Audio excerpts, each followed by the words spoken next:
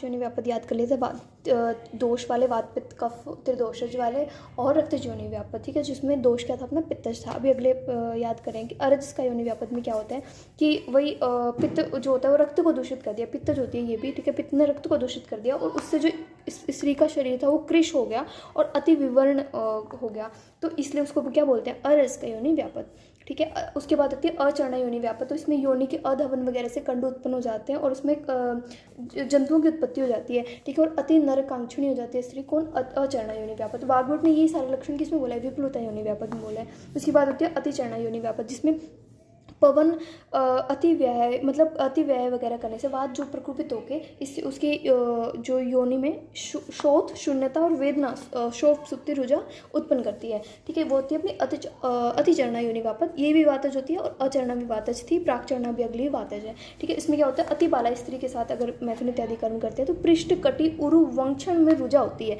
ठीक है, उसको क्या बोलते हैं, प्राकचरणा योनि व्यापद। उसके बाद होती है अपनी उपप्लुता योनि व्यापद, ये गर्भिणी स्त्री में होती है, ठीक है। गर्भिणी स्त्री ने जो क्या किया कि छर्दी निश्वास के वेगों को धारण किया और श्लेष्म आहार विहार का सेवन किया, तो उसमें क्या हो गया, उपप्लुता योनि व्यापद, ठीक है। इसको कैसे याद रखें, उपप्लुता योनि व्यापद और अपनी जो कर्णिनी योनि व्यापद होती है, तो के से कर्णिनी और उपप्लुता मतलब यू से ऐसे वी के जैसा लग रहा है ना, तो के वी कफ वातज होती है, उपप्लुता कर्णिनी योनि व्यापद, ठीक है। उसके बाद अब इसी तरीके से ना अपना परिप्लुता और वामिनी को भी याद रखेंगे, परिप्लुता पी और वामिनी वी, तो वो होती है वीपी मतलब पी जो होती है पित्त वातज, ठीक है, वात पित्तज है।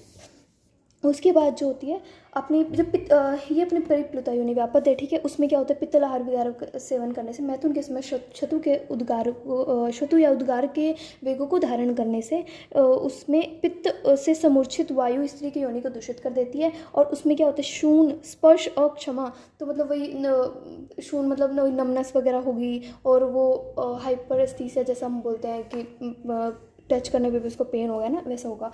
और स अर्ति नील पीत असृक, ठीक है, तो ऐसे आर्तव का स्त्राव करेगी, नील पित्त असृक, नील पित्त करके ऐसा हमने पित्त जो पित्तज वाली योनि व्यापद पढ़ा था उसमें पढ़ा था नील पित्त असित, है ना। और इसमें भी जो अपनी ये होती है पित्तज और वातज होती है, इसमें भी अपना नील पित्त असृक करके स्राव होता है, ठीक है। श्रोणी वंक्षण पृष्ठ अर्ति में इसमें वेदना होती है, श्रोणी में, वंक्षण में, पृष्ठ में और ये सब में पेन होता है, ठीक है। पृष्ठ कटि उरु वंक्षण में पेन हो रहा था प्राकचरणा में, ठीक है, और महायोनि में किसमें पेन होगा, पर्व वंक्षण में, ठीक है, पर्व वंक्षण शूल होगा। उसके बाद ज्वर वगैरह भी इसमें होता है, ज्वर भी पित्तज में भी आया था, इसमें भी आएगा, पी भी है इसमें, ठीक है। उसके बाद है उदावर्तनी योनि व्यापद। उदावर्तनी योनि व्यापद में होती है कि कठिनता से रक्त उसका स्राव करती है, अब हम अगली वीडियो में पढ़ेंगे।